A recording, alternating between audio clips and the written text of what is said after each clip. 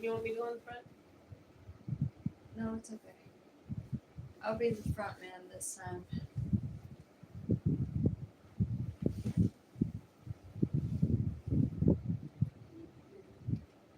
You could play something in the background for sleep. That's what I'm gonna do. Horror stories? Sure. Yay! Animated horror stories.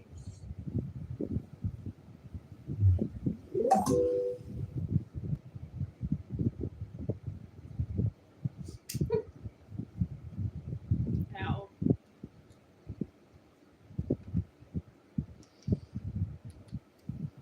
Oh look, I'm on your suggested.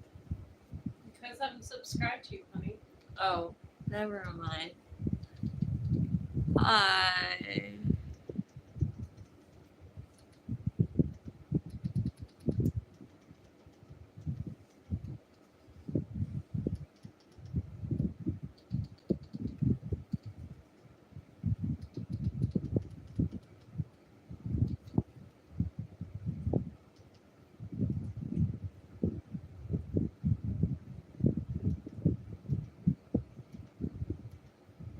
Pick one.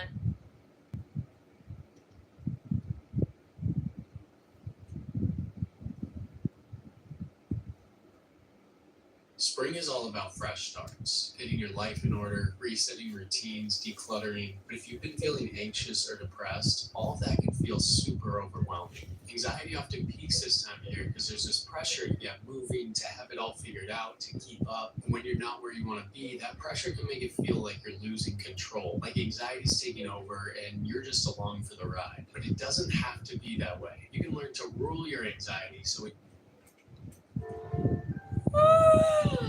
I'm a 24-year-old male, and this happened to me a few years ago when I was around 21. I remember because it was shortly after my birthday in December. It was really cold outside, and there was snow on the ground as we had just had a snowstorm pass through our area. I lived with my parents at the time, and my mom was not really a fan of driving in the snow, so she asked me if I could drive her to the gas station for her to pick up some cigarettes for her and my dad, as well as a few other items they might have needed. I said sure, as I wasn't really doing anything at the time, and I grabbed my keys, then following her to the car. I remember the cold air hitting your face pretty hard that night, so it had to be at least around the teens, which made the snow and whatever else was on the roads really slippery. This is important to know for later on in the story. The nearest gas station was about 5 minutes away from us, but given the conditions of the roads, it took us about 10 to get there. Once I was able to park the car, my mom got out of the car, then made her way inside the store. From where I was parked, I could see her inside the store, standing in the line that was leading up to the register. I kept the car running because it was really cold, and I just didn't want to be sitting in the car without any heat. Pumpkin, come I was back! browsing on my He's phone right while near my waiting for Tesla. my mom to get done. Starbucks, come Right when here. the time Starbucks! finally approached the Because I register, was asleep. there was a black truck. Starbucks! Next to my car. She's My dead phone is simply asleep. unusual, Oh, but the man. car was empty, so Wake up. I mean, there was really no reason to Can you talk pick about her this up at the and bring stop her where I over here? was. But I kind of just chalked Come it on. up to them Come wanting on, to be as lazy close butt. to the entrance as they could, given Come how on. cold it was that night. Come on, lazy bit. No Come one here, else was Starbucks. there at first, She's but happy. I didn't even notice this until I looked Come at the here, same mom walking out of the entrance back to the car. Now I you can glanced put her over under. the It's your job to passenger put her side under. window, and I could just make out a figure sitting in the Comment. passenger seat, and they were facing my direction. My mom opened the door and then got inside, before then asking me what I was looking at. I can't read. I told her about the truck pulling up well over a few minutes ago, around the same time that she approached the register, but that nobody had gotten out. She first Skater. chalked it up to maybe they Yeah, were I just can't waiting read for someone it. inside the store to come out. But when I Really? actually You're seen gonna the make figure me in the passenger go side over of the you? car looking towards our direction, she then began to sing I flat can't whistle read through that. the line. She told me to just back out and get out of there, and that we didn't need to worry What's about it them say? once we drove What's off. this? A sleep As soon stream. as I put the Hello. car in Yeah, reverse this and is a began to sleep back down, stream. the passenger door swung open into the side of my car. A tall, very built man stepped out from the car They did as it. soon as the door Oh, made kind of. contact with my car. I hit the brakes as soon as I Oh my felt the God. contact, and the man stood there Hi, before throwing his hands Starbucks. at me and then staring in my direction. I I didn't really know what to do as I'd never really been in any sort of accident before, and my mom was sitting right there next to me and could see as well as I had that the door had not been opened until we had already started moving. The man slowly walked into my window and just stood there. I cracked it very slowly, and I told the man that I was sorry, but that I didn't see the door open as I was backing up. Don't pay attention to For a comments. brief It's moment, he sleep. didn't really say anything. That is, before he simply asked, "Roll down the window a little bit more. I can barely hear you." I knew this couldn't be true as it was really quiet in that area, and I wasn't even speaking in a low tone. I told him that I preferred to keep it cracked as I really didn't want to let cold air get into the car. This really angered the man, and he immediately spoke in a more angered tone now. He was telling me to roll down my window yet again. I again told him no, and this is when things then took a turn for the absolute worst.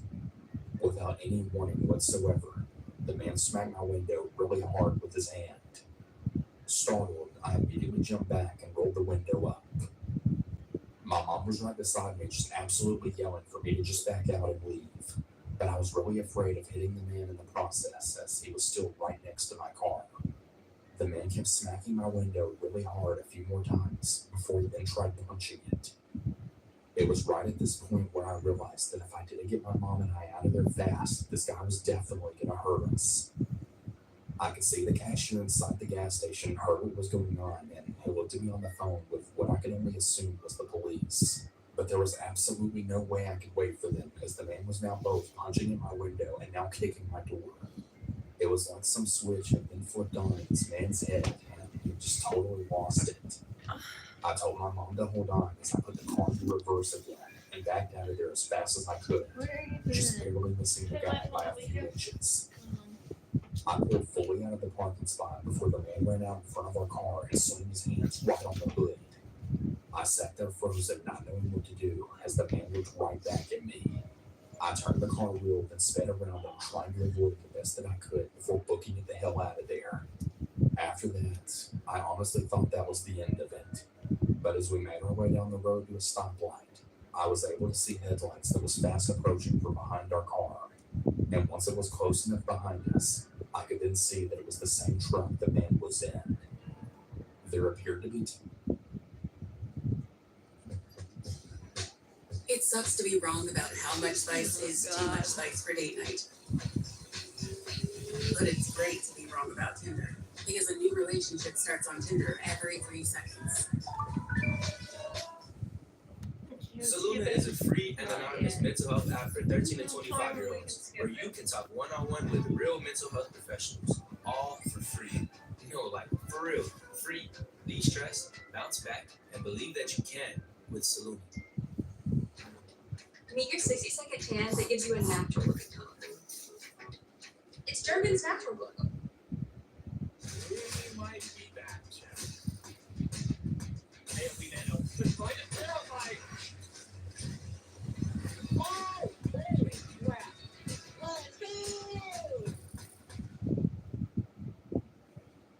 Our electrical technology career training program sets you up for success in residential, commercial, We and can skip industrial it. settings. Train hands-on with the same equipment. people inside of it. I assumed the man I encountered must have been the passenger, and I guess the driver was someone I hadn't noticed before. I told my mom that it was them behind us, and she started to freak out and call my dad, then letting him know what was going on. We were still probably about 10 minutes away from our house given the road conditions, but I knew that there was no way that I could get us back to our house in that amount of time before these guys tried to ram us off the road, or whatever else they had planned for us. My dad told my mom for us to attempt to head back towards our house and that he would try and meet us halfway in his truck. She told me this, and I agreed that this had to be our best option, given that I couldn't turn around and head back to the gas station still not knowing if the police had even been called or not. So once the light turned green, I punched on the gas and sped off. I'm going to be completely honest. I really wasn't being that cautious of the road at this point, as there really weren't any other cars at this point of the night. There were a few times where the car slid from the ice on the road, and I knew that it would only take one turn of the wheel to lose control, but I wasn't going to slow down and let these guys catch up to us. After about a few minutes of driving, We were able to see headlights right in front of us on the other side of the road. I was thinking that it had to be my father, and as we got a little closer, we were able to make out his truck beyond the lights. Very surprisingly, the truck was still behind us, still keeping pace with me given the road conditions. I could see my father cut across a midsection of the roads and then stop shortly off the side of the road. I started to slow down right as we approached and then pulled off to the side of the road, the truck still following me. As I came to a stop, the same man from before that was in the passenger seat hopped out of the car and then started making his way to our car. The driver opened his door, but before he could step out, both of the men stopped dead in their tracks at the sound of my father's voice. I suggest that both of you hop back in that car and drive right on out of here before I put a bullet into both of you. I could see my dad walking out into the light, radiating from both his and my headlights. He had his 9mm pistol pulled and aimed right at the man's head as he stood right next to my car. I pretty much just watched as both of the men just stood there for a brief moment as my dad slowly inched his way towards them. The man then very slowly backed away towards his truck before then speaking to what I assumed was my father. "You're really lucky you got here when you did." The man laughed and jumped back into his truck before he quickly backed out and drove off in the other direction. My dad walked to my window and he asked me and my mom if we were okay. I remember telling him that other than being scared shitless, I think we were fine. Shortly afterwards, my dad followed us back home just to make sure no one else followed us. I really have no idea what those men's intentions were or why the man acted the way he did. All I know is that if I hadn't reacted how I did to get my mom and I out of there, I just really hate to think what those men would have done to us.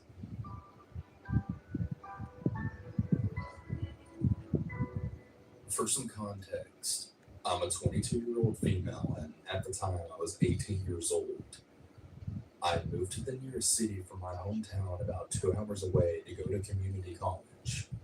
I was going to get a degree in fine arts. I lived in a relatively really big dorm with 3 other roommates who were also female. The dorms happened to be located in the back of the college near downtown, situated behind a steakhouse, nightclub, and a gas station. The area was sort of in a seedy part of the city, so I tended to be a little cautious whenever I went, especially at night. One of those nights I had been craving some junk foods and I wanted to grab some snacks to eat while I was watching a movie. So I decided to head out to the nearby gas station. I grabbed my keys, my wallet, and then my phone, then told my roommates where I was going. I was really close by, so I was able to walk to it whenever I wanted to. Though I would typically avoid it at night since it really sent off some really creepy vibes. When I finally arrived there, I opened the door, then went inside. It was pretty quiet, save for one guy who was hanging out near the liquor in the back. The girl at the counter seemed to be scrolling through her phone, seeing if she didn't really have much to do. So I went ahead and started looking at things I wanted to buy. Though I gotta say, the closer I got to the back, the more than I could hear this sort of muttering. The guy who I had seen entering the store seemed to just be muttering absolute nonsense to himself. It wasn't that quiet, so I wasn't able to make out what he was saying. I didn't really think too much of it, and I just went back to what I was doing. A few minutes had passed, and as I was still shopping, the dude who I'd seen in the back suddenly started yelling now. Just absolutely shouting random incomprehensible things.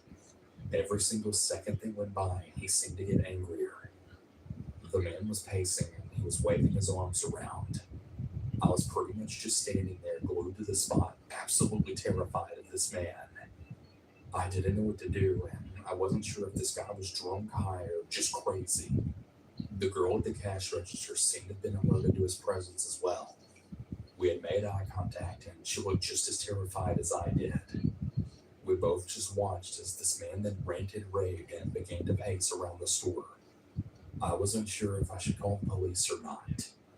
I was trying to be quiet as to not alert him of my presence, as I just really didn't know what he was capable of. Another few minutes went by, and this guy then started yelling and screaming until he then walked up to the front, kicked over a few things, then left the store. I watched the guy then disappear right into the night, my heart now hammering in my chest. I had genuinely thought that I was going to get attacked by this crazy man. Thankfully, he left though without causing too much damage. I walked up to the poor frightened cashier and paid for my stuff. I also ended up giving her some extra cash because I felt really bad. I mean, I know she wasn't getting paid enough to deal with people like that crazy ass man, so I just wanted to help her out. That's pretty much the end of my story, though. I don't know what happened with the man, and I don't know if he ever returned to the gas station, but I'm just really hoping that I don't encounter him again.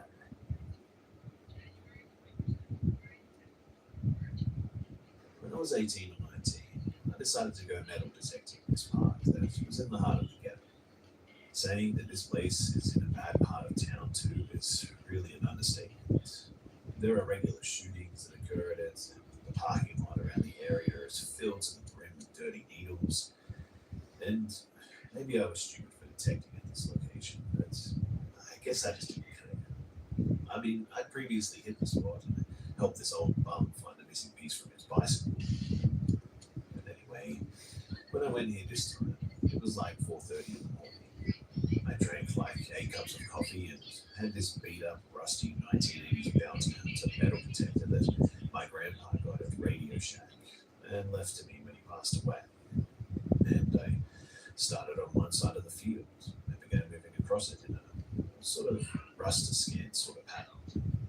I found mainly just Corona caps, pennies, and sprinkler parts at the end, but I was at about the middle of the field and got a hit that seemed like it could have been a dollar coin or a ring or something. So I started digging. I dropped my detector on the grass and pulled out this really big knife that I had to start cutting the plug. And as I was digging, I sort of looked around me every few minutes to keep a good view of my surroundings. At one moment, I looked behind me and noticed that this older, heavy-set black dude sort of looked a bit like Wesley Willis, who was super far away from me, was starting to get a bit closer. I assumed that he was just a guy at the park, so I kept digging, but kept my eyes on him. It's worth noting too that he couldn't have seen my knife from the angle that he was at, just my detector and magnifying lens. He started getting closer and closer to me, and I got really suspicious at this point.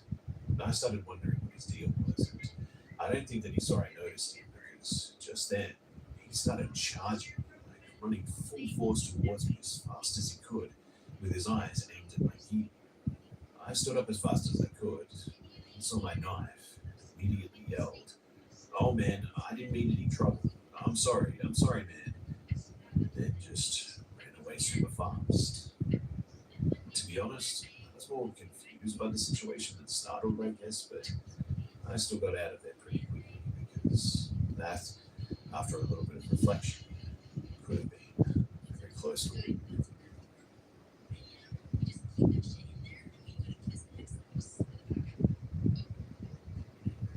Years ago, I used to follow my boyfriend to do a PhD in this country. I won't name the place, but it's an across the ocean type of deal. At first, I was very excited. It was a wonderful adventure. That is, until it wasn't. It's hard to describe the complexity of what I felt. I felt alone, misunderstood, far from my family and friends, and even though my boyfriend is wonderful, I really felt the weight of not finding any human connection.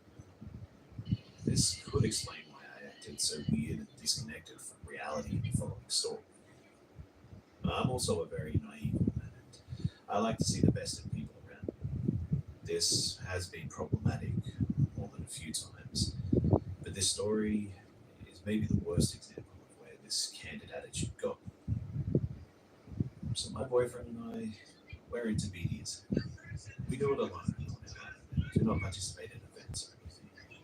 I do have an account on an own website.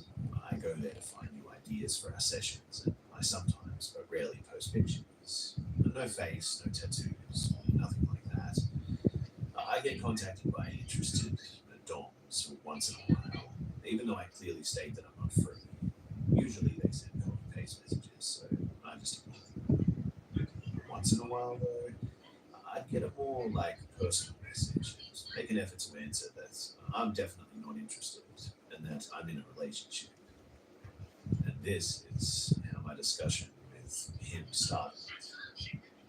He didn't approach me with, will you be my sub, but with curiosity about how I got into BDSM, stating that he was quite new to the domain and was interested in understanding the way of life.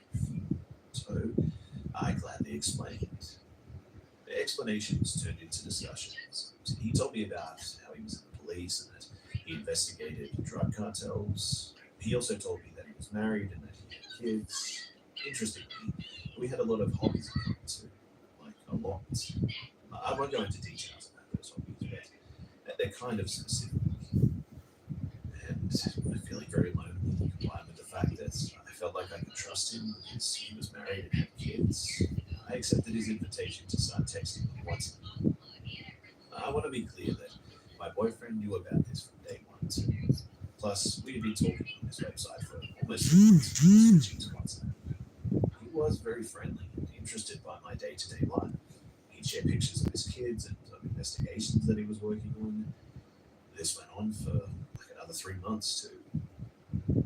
Then, one day, he told me that he had to do an interview of a suspect close to the town where I lived. Asked if we could meet for coffee. I agreed, and we met for the first time.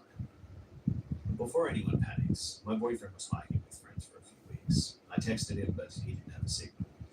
Plus, we have a very trusting relationship. He has a lot of girlfriends, and back in my country, I hung out with a lot of boys. So this really isn't weird for us. But anyway, back to this first encounter. It felt as if we had known each other for years, to be honest. We had a great time from the beginning, and I was so happy that I'd found a friend far from my country, and he knew that I loved reading thrillers and enjoyed murder investigation videos, so he showed me his gear. Handcuffs, sampling kits for small investigations, other restraints, etc. It didn't feel weird at that moment, but afterwards, I kind of understood that this could have been a way for him to show off what he could do. However, as the night went on, after grabbing drinks from a nearby bar, he forced me against a wall and kissed me. I was shocked, really, and barely managed to push him off me. I told him that it was completely inappropriate, that he was married, and that I was in a relationship. He was really sorry and felt ashamed. He told me that he felt that there was something between us, and I was like, yeah, it's called friendship. I was disappointed, to say the least. We parted ways. Days later, after he apologized over and over again, he called me to meet. He wanted to take me for a ride in his hometown. It's a pretty place. He's got a bike and he wants me to enjoy the scenery in his country that I barely know. And I agree. It is his hometown. He works there. He lives there with his wife and kids. Surely I'll be okay. In short, I wasn't. Again, he kissed me. He tried to push for more in the middle of a park. A park where he brought his children to play on the weekends. So I told him to bring me back to the bus station so I could leave. He did, and then proceeded to tell me a story about how he had recently got a drug seller out of hiding by modifying text messages sent by his girlfriend. He basically made him believe that she was cheating on him to get him to confront her and then arrested him. I don't know if it was true. I don't even know if it's possible, but due to what had just happened, what I heard was, I can make your boyfriend believe that you're cheating on him. My boyfriend was still on his hike by that time. We did talk once every few days, and I told him everything about the moment that he had some cell signal. Meanwhile, I was confronting this guy about that. His behavior was really strange as he went from, I'm sorry, I think I'm in love with you, to, if you tell the cops, who do you think they'll believe? Their colleague or an immigrant? I got scared and tried to cool things down with him. I just felt that he could go crazy at any moment. He clearly wasn't used to girls refusing him. At that point, I thought that it would be safer for me and my boyfriend to maintain contact with this guy, albeit with less enthusiasm than before. But after understanding how obsessed he was, I blocked him from all platforms where I knew that he had an account. But he found me. He even sent me my address, asking if I'd loved living in that particular part of town. And I never gave him my address. I guess that he could pull some strings at the station to get my info. he even came to visit me at my job at one point. I was so scared that I just played it as if everything was okay. I told him my boyfriend wanted me to cut ties with him because he was angry about what had happened, which was true, but I also wanted him out of my life. I didn't know how he would react if I told him, however. This guy insisted that I loved him, though, that I could be his mistress, that my boyfriend didn't have to know. He was obsessed by me, and he didn't hide it. He told me that he wanted to have me, how we'd be a great couple, how he'd father our children. He went from homie husband material to like a serial sex offender too in a matter of seconds. I refused again and again, blocking him, changing my accounts, you name it. I got scared though when I got calls from unknown numbers. I was terrified when I saw anyone slowing down on a motorcycle close to my apartment. I was wary of going outside and going to my job. The quarantine was actually pretty welcome for me, really, and I didn't get any news from him for months. And then I broke my cell phone, and I knew that I could transfer all of my numbers from one phone to another, but I didn't know that it would unblock previously blocked numbers. Days later, I got a message from him. He told me that he had divorced his wife, that he still loved me, that he wanted to marry me. He apologized for making me believe that I was only mistress material and that I was worth so much more. He said my boyfriend didn't love me, that I deserved better, that he was waiting for me. When he saw that I saw his message, he said, "Finally, I thought you'd never unblock me." So, does this mean that he'd been sending this message over and over again in hopes that I'd finally see it? This narcissistic man used all of the manipulation tactics that he knew. He had told me before we met in person how he had learned those skills to toy with criminals, to have them tell the truth and admit crimes. Fortunately, I had dated manipulative men before and knew the signs. Basically, he wasn't used to not getting what he wanted. He was attractive, rich, interesting, and he knew that. I blocked him again, and we moved a few months later. And I just hope that he doesn't get his hand on this information. I believe that his last move was trying to hack into my Instagram, as I got a notification that someone from his hometown had tried to connect to my account. This obsessed cop who has chased me for over a year now, it's terrifying, to say the least.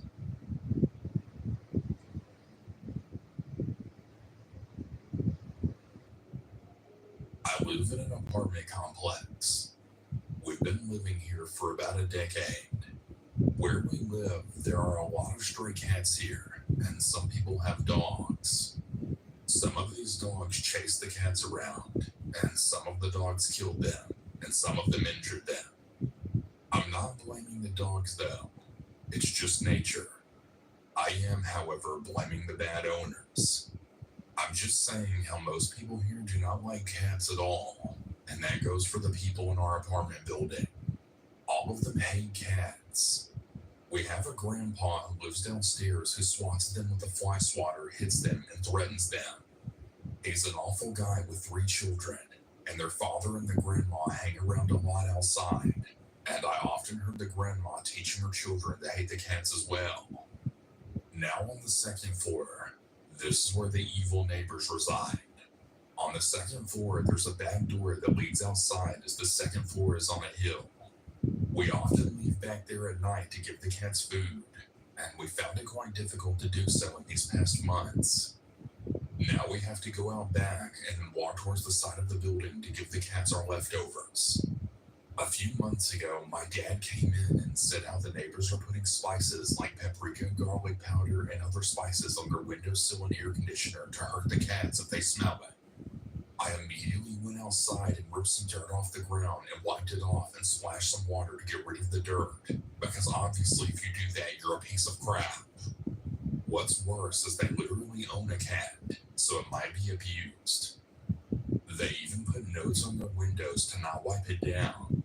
They stopped for a few weeks, but yesterday they put a ton of crap on their window and I wiped it off. And then today they put a security camera on the window, and I went outside and took a picture for evidence. Now we have a note from the manager on our doors saying that I wiped it down, and they have zero proof of this, so I'm saying I didn't. But they're saying that I tried to get under their windows and break in. It's just a warning notice, but I'm not sure what to do. I really love the cats. I grew up with them. But I just don't understand these grown-ass adults having beef with a minor and some cats, seeing as they have their own cat.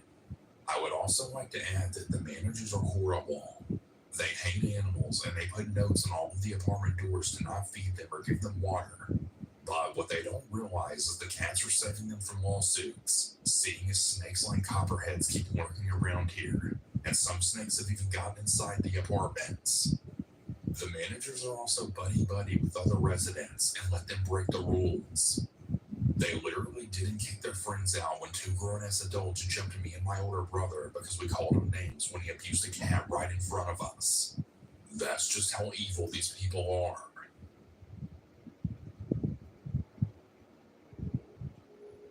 I'm a 25-year-old female, and I got my first apartment about a year ago. When I moved in, I was nervous but excited about the opportunity. A few weeks after moving in, I bought a puppy so that I wouldn't feel so lonely. My key broke in my door, so I had to call maintenance to come fix it and let me into my apartment. The maintenance guy was instantly obsessed with my dog, but my dog was immediately afraid of him. I passed it off as nothing since she was a puppy, and I figured she might just act that way around everyone new. A few weeks later, my dishwasher broke, so I called maintenance to come out again. I was working on crate training my dog, so I stated it was fine for them to come while I was at work since she would be in her crate, and at most just might annoy them with mild barking. Upon arriving home from work, I found several places on my carpet where my dog had an accident. I thought that I must have missed it before I left for work. I took her outside to go for a walk, and the maintenance guy stopped me and informed me that he let my dog out while working in my dishwasher. He informed me that I was starving her by keeping her locked up all day, and that I wasn't a good pet owner. He then stated he could take better care of her. I was way too shocked to say anything. I talked to my dog's vet, and the vet confirmed I was doing everything right for crate training my puppy. For several weeks after this, the maintenance guy would stop to attempt to pet my dog whenever he saw us. I started taking different routes for walks and began driving to a nearby park to avoid it. This was when I realized my dog didn't react to any other stranger the way she reacted to him, hiding behind me and aggressively barking. He also began making comments about my appearance. I mentioned the occurrences to my parents whenever they visited. My mom thought that I might just be overreacting to living alone for the first time. She walked my dog with me around the complex. The maintenance guy stopped again and proceeded to make a joke about stealing my dog. We got back from the walk, and my mom then stated we were going to go out to buy video cameras for the apartment. After that, things seemed to calm down. Whenever I had maintenance issues, a different guy would come out.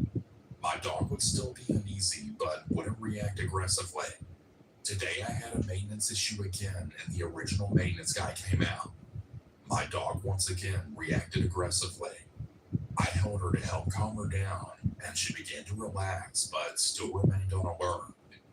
The maintenance guy mentioned that he noticed my family had recently visited, and he then proceeded to ask if they had left. He then started asking me if I was in school or working. I responded by saying I was working. He then asked me how much money I make. I began feeling very uncomfortable, and I laughed off his question by stating that I didn't remember. He wouldn't accept this answer though, and he kept pestering me. I then responded by saying that I'm bad with numbers. He then kept pestering me about how many hours I work. My dog then began barking aggressively at him until he finally left. I honestly feel so creeped out right now. My lease is almost up, so I'm not really sure if I should complain and risk them retaliating by withholding my security deposit. I'm also nervous about filing a complaint and then living here for a few more weeks.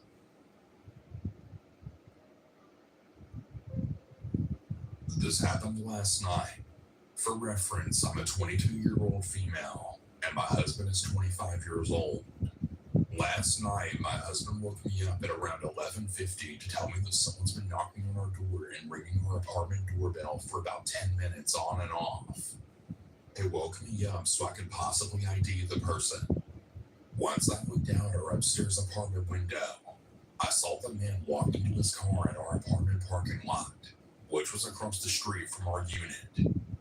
He was wearing blue jeans and a gray t-shirt. He was a medium build, possibly a 30-year-old blonde man. He wasn't covering his face or anything. But the thing is, he was carrying what looked like resistance bands or rope. He sat in his car for around 3 minutes while I was on the phone with dispatch. Then he came back to our door and knocked hard for another few minutes. Dispatch advised me that the police were on their way, and they hung up. I started videoing the vehicle. I read out the tag number and make and model, and just watched as he put his car in park and reversed over and over again.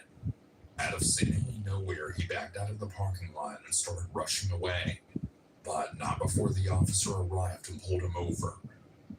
My downstairs neighbor knocked on my door and told me that he'd been peering into her little children's windows and was pounding on her door as well. She said that her husband had only left 1 minute before he started knocking at her door. She said that he saw her children through the window, and that's why he continued knocking. Our doors are right next to one another, so he probably didn't know what door he wanted opened. He was watching us as well through our upstairs windows, so I turned all of the lights out and shut the blinds while I called dispatch. The police never contacted us for a statement. I've reached out to dispatch about an update, and I'm waiting to see if any action was actually taken. We're keeping our eyes peeled to see if he's been following us. I'm replacing my porch light bulbs with motion detectors and putting bars on our window and door tracks. My neighbors and our families are panicked, to say the least. He was outside for about 25 to 30 minutes. To the knocking man who had bad intentions, please don't come back. Okay, so I have an update. I'm trained in firearm usage, and I now live in a state where I can open carry, and the background check is really quick. We're going this weekend to get a firearm. My husband will be taking some classes as he came from somewhere where owning a gun is illegal, so he's never handled one. I'm still waiting on a call from the responding officer. I have his badge number and name, so if they don't reach out to me today or tonight, I'm gonna call the substation. If they didn't do anything, I'm gonna go ahead and make a suspicious persons case for the paper trail. We had no odd encounters last night. However, while I was looking at the video I took, I remembered that car. I was walking my dog at 8 p.m. about a week ago for him to pee, and this car was driving really slow through the parking lot and parked a few spots down from where I was letting my dog sniff. They just sat there with the car running. When I tell you my ears started ringing and I got an awful feeling, I'm not joking. I turned around and went home, didn't give my dog the chance to pee, and shut every door and window. I think this man has been stalking out our apartment building along with me and my neighbors. I think he wanted to get in where those children are. I'll update more when I have new information. Update number 2. It's been a week since the incident. I called dispatch today because I never received a follow-up from the responding officer. A sergeant from the police department called me back to give me more information. He said that they pulled over the man, ran him to make sure there were no warrants, and asked him what he was doing. He told the officer that he was meeting up with an acquaintance. The officer let him go with no further questions. Not only that, the responding officer is also a sergeant. I had now lost my mind with this. The sergeant I spoke to today stated that he should have looked into it more, but that it was obviously an attempted burglary, sexually motivated and or with intent to commit a felony. The responding officer is supposed to call me tonight when he gets on duty. I'm honestly livid at all this. Zero due diligence for this case, but there's not even a case. No case number, just a documented police contact. I'll give more info when I have it. Okay, so here's the final update. The officer finally called me. Here's how the conversation went. Hello? answered groggily. It was well past midnight. Hello, miss. I was told you have some questions about an incident a few nights ago. Yes, about Thursday. I want to know what that man told you he was doing. You know, he was looking in the windows and carrying potential restraints. I'm not sure if that was related to you. I stopped him wearing his tags, and he told me that he was meeting with a guy from a dating app. He seemed forthcoming and open with his motive for being there. Meeting up with. Wait. You're telling me he was meeting up with someone by looking in windows and knocking on 2 different doors for 20 minutes? I was shocked and still not fully awake. Like I said, he seemed forthcoming and honest with me. So was Jeffrey Dahmer, was the first thing that came to my mind. With resistant bands? Like workout bands? Man, he had a lot of belongings in his car, so he probably just had them in there. Right, but bringing them to a hookup? Knocking on multiple doors? He saw the little girls through the window. He waited until my neighbor's husband left until knocking. That's on tape, officer. I checked it with the apartment management after the incident. Well, I'm familiar with this individual, and I've been doing long drives throughout your complex just to make sure he doesn't come back. I haven't seen anything suspicious. If you don't have any more questions, I'll let you go, ma'am. This just doesn't make any sense to me, but thank you and goodbye. I hung up. I don't have much to say. I just feel so icky about that conversation. Nothing new has come of the situation. I haven't seen that man or the car. My mind is blown at the lack of follow-up or due diligence. I live in a suburb. It's not a busy one either. The police department has a small jurisdiction. I guess I'll just have to protect myself.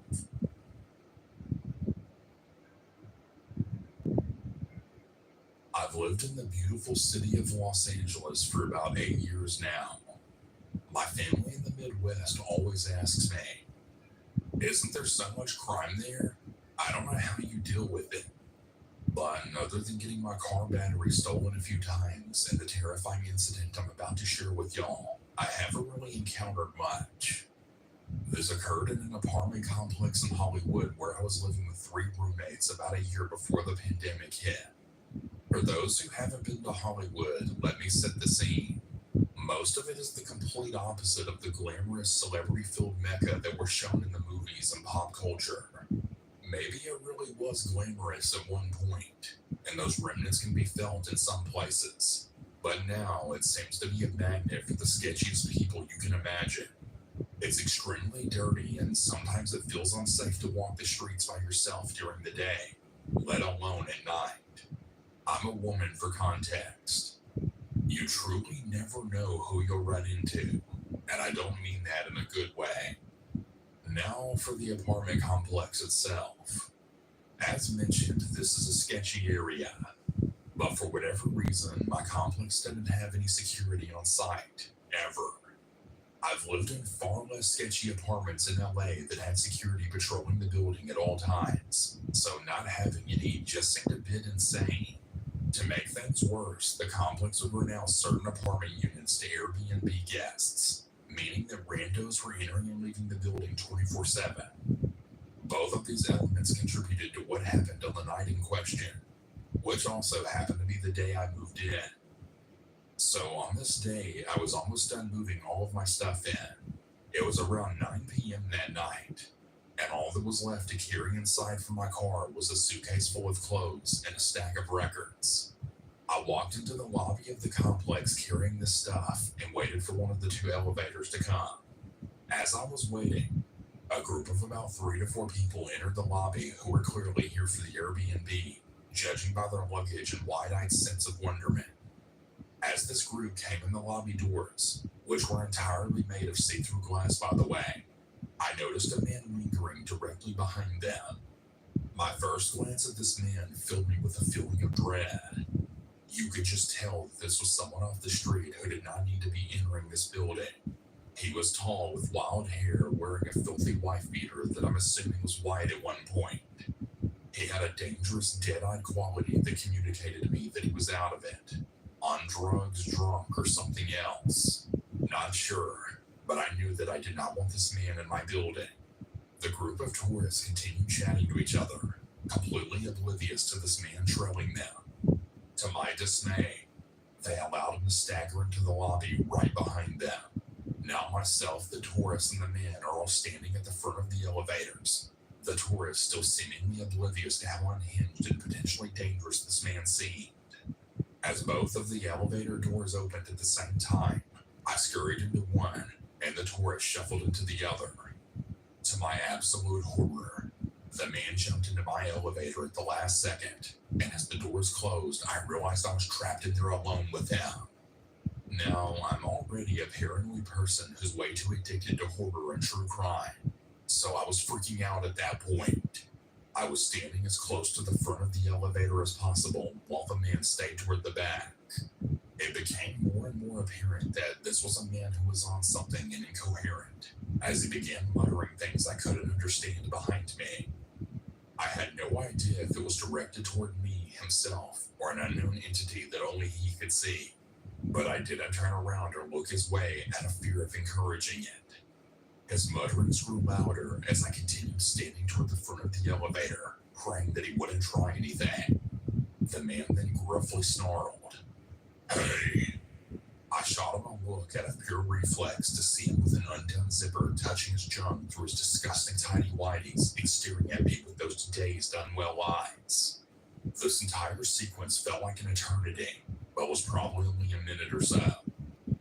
As we finally reached my door and the doors opened, I walked out of the elevator as quickly but as calmly as possible, not wanting to provoke him further. I lived at the end of the hallway, a straight shot from the elevator. I was about halfway down the hallway, thinking that I was possibly in the clear, as he didn't seem to be following me, but I could still hear the man making incoherent noises from the elevator. I glanced behind me to see the man exit the elevator. "Ugh!" He yelled at me, and that was it. I was not about to make it this far to get attacked now. I started running, still dragging my suitcase and holding my records, and in my panic, he started running after me. My stuff crashed to the ground as I dropped it and ran as fast as I could to my door, which was unlocked, thank God, due to my other roommates being home. As I slammed the door shut and locked it, the man reached our door, muttering and growling. I honestly don't even think he knew where he was or what he was doing. He seriously seemed so messed up. Maybe he only started running because I started running. Who knows? But thankfully I had made it to my door before him, thanks to his pause before coming after me. After I'd gotten inside my apartment, I was shaking and crying from the shock of it all, and sitting with my back against the door. My roommates had heard me scream as I was running down the hallway, which I wasn't even aware of doing, and they came to ask me what happened. I explained the story to them, but I was too scared to look outside of the people at that point. My roommates did it for me, and they said that the man was just wandering around our hallway looking lost for a few minutes before going back down the elevator. Surprisingly, that was the only crazy thing that really happened in that apartment. There was one time that the glass doors in the lobby got completely shattered by someone, and we were literally without doors for a while, leaving us exposed to anyone who wanted to wander in and do whatever they wanted. Oh well, I'm glad I made it out of that place alive.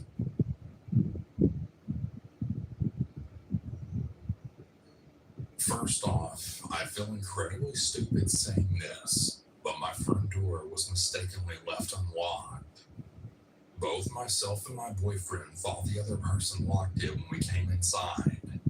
I almost always double check before bed just to make sure it's locked, but I was running on 3 hours of sleep, and it very unfortunately slipped my mind.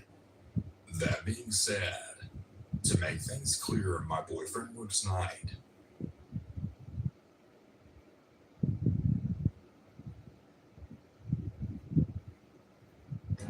A new relationship starts on Tinder every 3 seconds. This week only at Domino's, get unlimited mini-priced pizzas for 50% off when you order online. Choose any size pizza you want, any crust you want, including new Parmesan stuffed crust, and any toppings you want. Get 50% off your perfect pizza or pizzas this week only at Domino's. Since 1929, Shane Company has been making dreams come true with beautiful engagement rings. We handpick only the most exquisite gemstones, one by one, from brilliant diamonds to vibrant rubies and sapphires and every color of the rainbow. We expertly hand set each stone, so you can trust your engagement ring is made with love, from our hands to yours. Shane Company, your friend and jeweler. As an OG beauty girl who's been in the game for 13 years, I know that the Max Studio Fix Foundation is an OG just like me. This foundation being 24 hours, waterproof, and oil-free is right up my alley. And honestly, this is the best my makeup has looked lately. So he's almost always awake during the night and sleeps during the day. I work days, so my sleep schedule is nearly opposite. Every Saturday morning, I load up our 2 baskets of laundry into my car and wash it at my mom's house, since she lives close to where I work, and our apartment complex doesn't have a washer or dryer. I specifically do it every Saturday because it's the only day of the week that I get out of work in the morning and have time to do it, so it works out well. I have Sundays off, but I like to stay home that day, and since my mom's house is nearby work, it's not an issue. I called my boyfriend on my way home and chatted with him during my drive, and ended up getting the 2 of us Taco Bell for dinner. He came outside when I arrived home at about 6 p.m. to help me carry everything inside. Like I mentioned, we were both distracted by food and carrying everything that we both just forgot to lock the door upon coming back inside. Oftentimes I carry everything inside alone since he's usually still sleeping. We both ate dinner and then went to our bedroom to lay down. He fell right back asleep, but I was awake for a couple of hours playing my Switch. At about 8 p.m., I got up and put my Switch away, and passed out very soon after in bed with him. My boyfriend got out of bed approximately an hour or 2 after I fell asleep, and then went into our computer room so he could play some games himself. I have no idea how I slept through all of this, but it's so horrifying to think about. He said he heard a small knock on our door, and then immediately a man walked into our front door and living room. The computer room where my boyfriend was sitting is directly down the hallway from the living room. So he stood up out of his chair and started walking toward the man, and then loudly said, "Hey man, what the hell are you doing?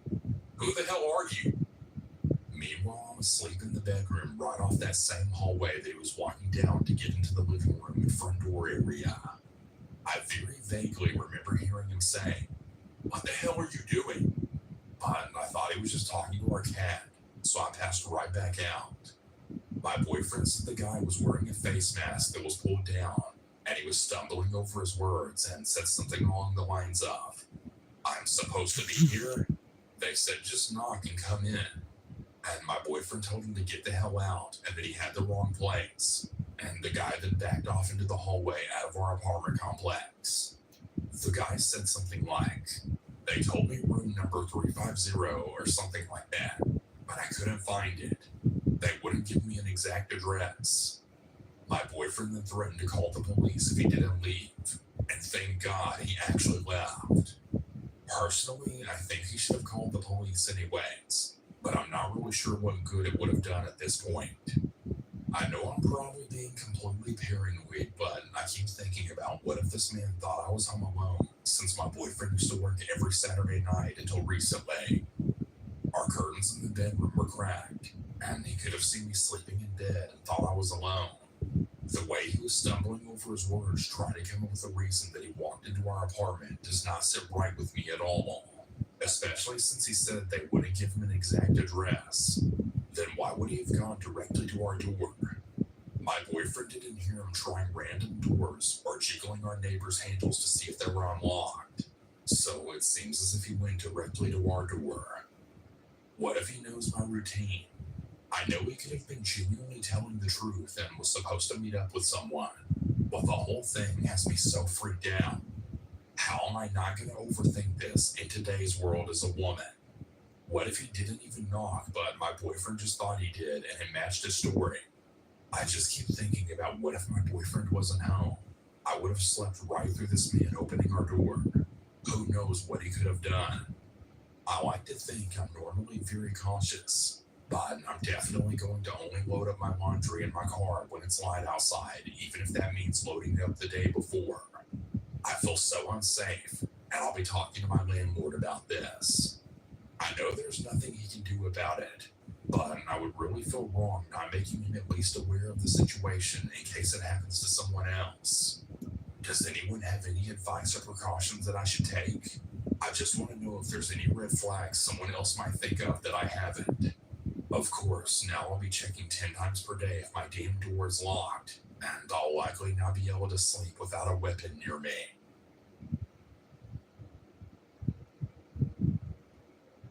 Earlier today, about a minute after I just locked the door for bringing in groceries, I heard a very faint knock on our front door for a few seconds.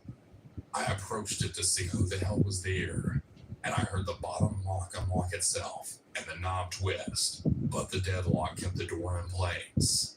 I had my hand on my concealed pistol while my heart was racing really fast. I looked outside, and he just stood there, backed away, and then relocked the door and walked off.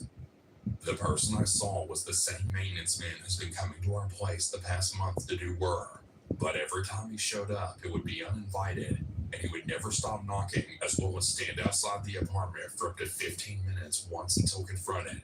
And when I told him that he couldn't just show up uninvited with zero notice, he smirked.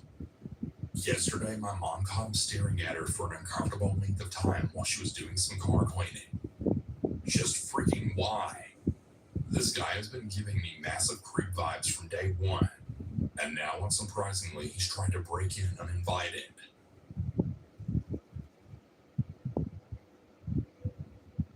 A little while ago, I was living in an apartment complex in Toms River, New Jersey. I lived in a complex where there were doors facing the street, and when you went through the doors, there was a set of stairs going up to the top apartment, and to the side of the stairs was a small hall leading to the bottom apartment. I live in the top apartment, and my downstairs neighbor was a woman probably 10 to 12 years older than me. We had a very neighborly relationship, saying hi when passing, chatting for a bit when we bumped into each other, etc. After I'd been living there for 3 months, I could tell she had a crush on me because it seemed she would go out of her way to be outside her apartment whenever I was, and she would get flirty with me. It got to a point where I knew if I left my apartment, I'd bump into her, and I'd have to do mental preparation for these encounters and come up with a plan to be able to move on quickly because she would want to talk for long periods of time. Anyway, I was dating someone at the time, and I made sure to mention this to my neighbor since I thought it would make her back off, but it didn't. My then girlfriend and I had only started dating shortly after I moved into this complex. So 3 months into our relationship, we decided to finally take our relationship to the next level and start being intimate for the first time. So we made plans for her to come over, and she would plan to spend the night.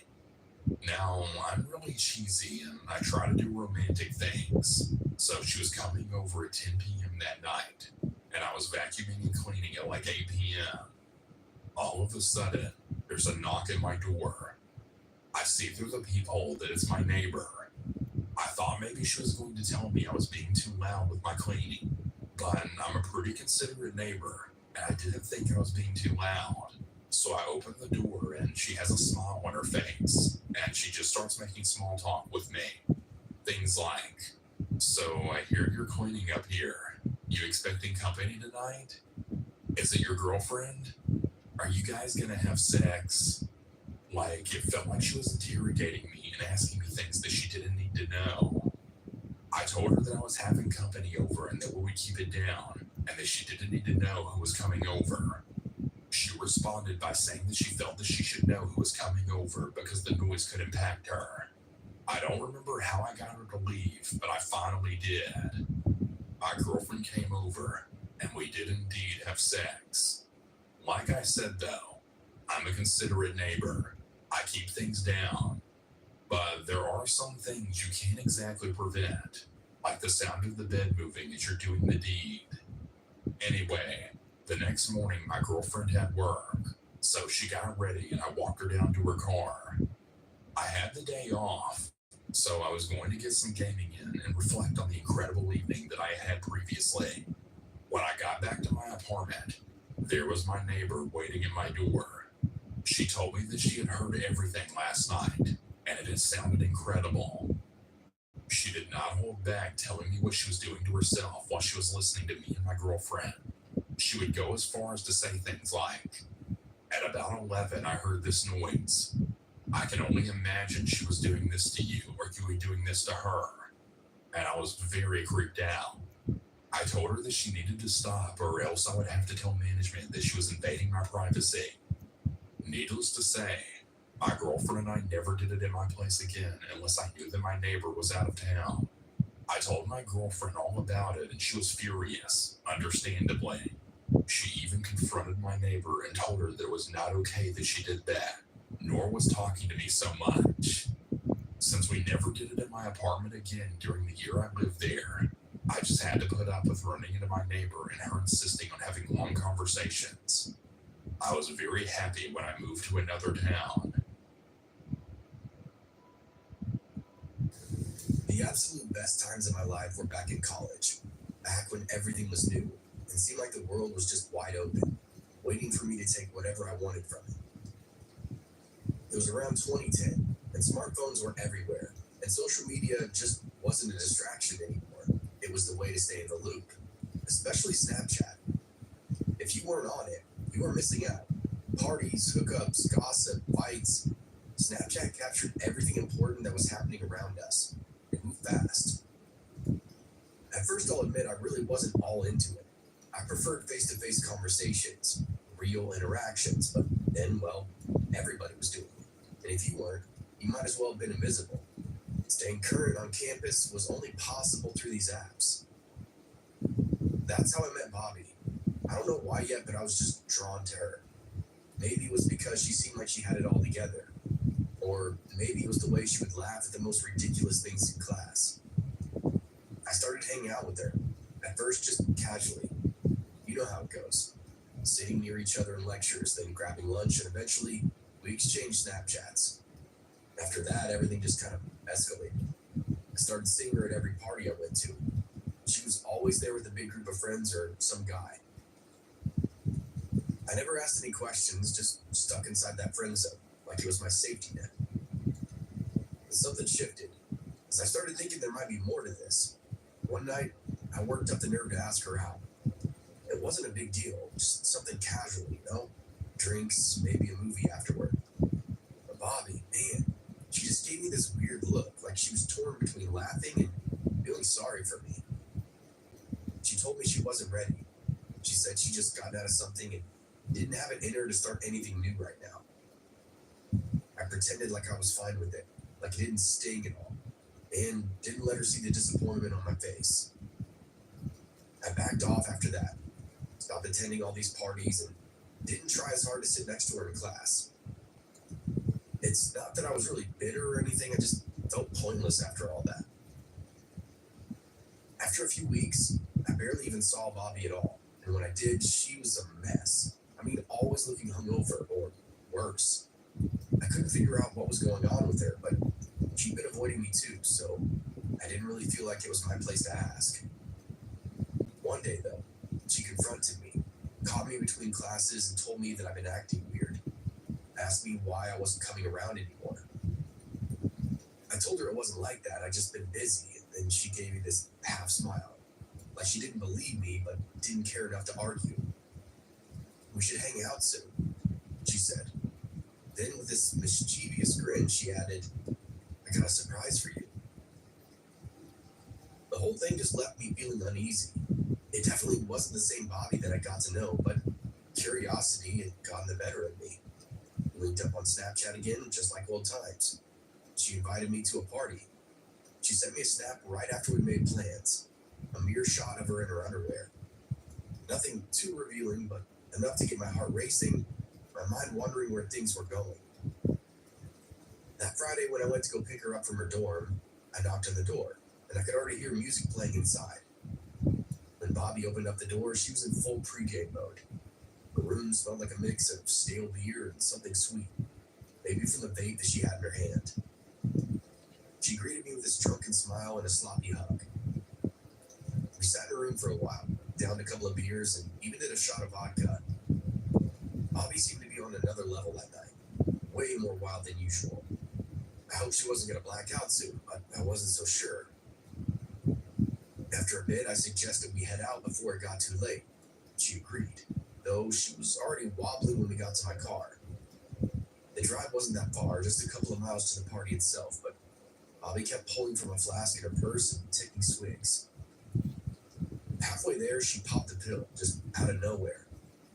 I wanted to say something and to tell her to slow down, but I didn't. I should have. When we arrived and got to the house, it wasn't the usual crowd. Bobby had told me some of her work friends were throwing the party, and I definitely didn't recognize most of the people there.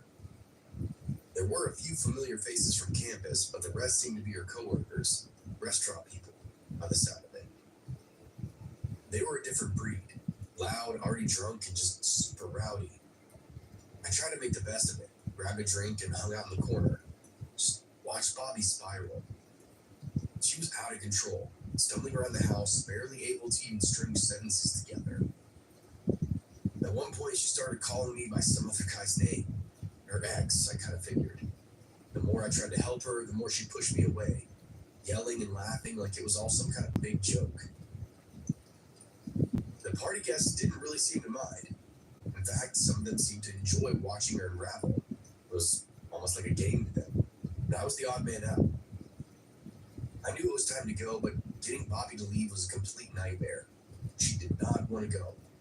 She did not want to leave that party, didn't want to be around me, and kept calling me by her ex's name. It took almost an hour of convincing, and finally I got her back into my car, buckled her up in the passenger seat, and we were finally on our way. That's when things went from bad to worse. The second we pulled out of the driveway, Bobby starts losing me. She was hitting me, not hard, but enough to throw me off. Her voice slurring as she screamed at me, asking me where we were going, demanding I take her back.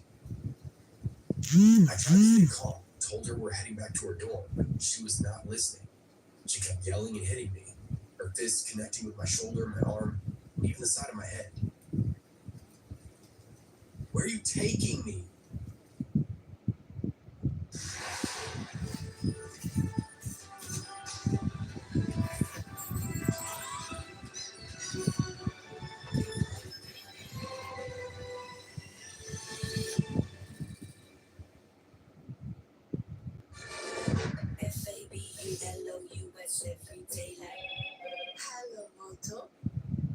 At Let's Schwab, our above and beyond service means more hustle, less hassle.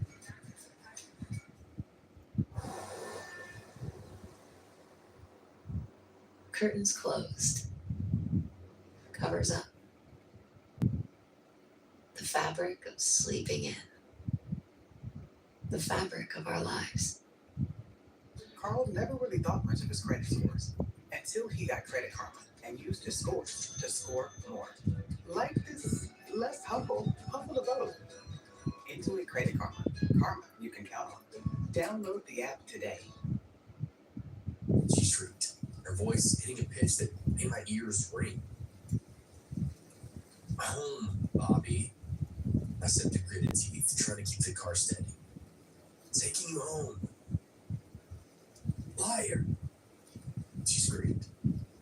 You're lying, just like him. I didn't even have time to ask her who she meant, because that's when she did the unthinkable. Out of nowhere, she lunges at the steering wheel, grabbing it with both hands and yanking it to the side. The car swerved violently, tires screeching as I fought to regain control. But it was no use. The car jerked one way, then the other before flipping over. I remember the sound of glass shattering, that sensation of weightlessness as the world just spun around me, and then nothing. When I came to, everything was blurry. I had blood in my eyes, on my hands, and I could hear voices in the distance, muffled, but they were getting closer. I tried to move, but my whole body ached. Slowly, I turned my head and saw Bobby climbing out of the wreckage. She was still drunk, still incoherent, but somehow she was on her feet, staggering towards the flashing lights of the emergency vehicles, waving her arms and shouting. He was drunk, she slurred, her her voice a mix of desperation and almost triumph. He crashed the car, and he hit me. I couldn't believe what I was hearing. My mind racing, trying to piece everything together, but all I could focus on was the fact that she was just flat out lying. The paramedics and police officers reached the scene, and before I know it, I was being pulled from the car, hands gripping my arms as they checked me for injuries. But the way they looked at me, it was like I was the criminal. She says you were driving under the influence, one of the officers said, his voice cold and distant, and that you assaulted her. I tried to speak and tell them what really happened, but the words wouldn't come out. My mouth was dry, my head was spinning. All I could think about was, how is this happening? For the next 45 minutes, I found myself trapped in a nightmare. Question after question, accusation after accusation. Nobody believed me, and I guess why would they? Bobby was playing the victim perfectly. Still drunk, but convincing enough. It wasn't until they searched her purse and found that bottle of pills that things slightly started to change. Finally, after what felt like an eternity, they let me go. The charges were dropped, and Bobby, well, I never saw her again after that. I blocked her on all social media, cut ties with anybody that knew her. My car was totaled. The insurance paid out. And it should have been the end of it. It's a bad memory that I could push away, right? Sometimes I still get that feeling like I'm not alone, like somebody's watching me through my phone. And every now and again, I'll get a Snapchat notification from a name that I don't recognize, and I never open it.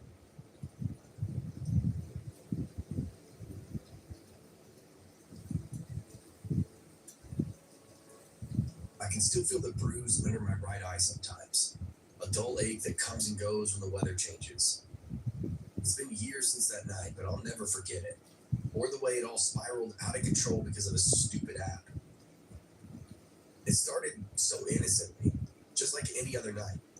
I had the day off, which meant I didn't have to deal with the grind at the movie theater, so when Bryce texted me about a party, I jumped at the chance. I'd heard about it through a few friends on Snapchat, some random college house party, one of those places where you didn't really need an invitation. Just enough cash for gas and maybe a pack of beer, if you wanted to show some class.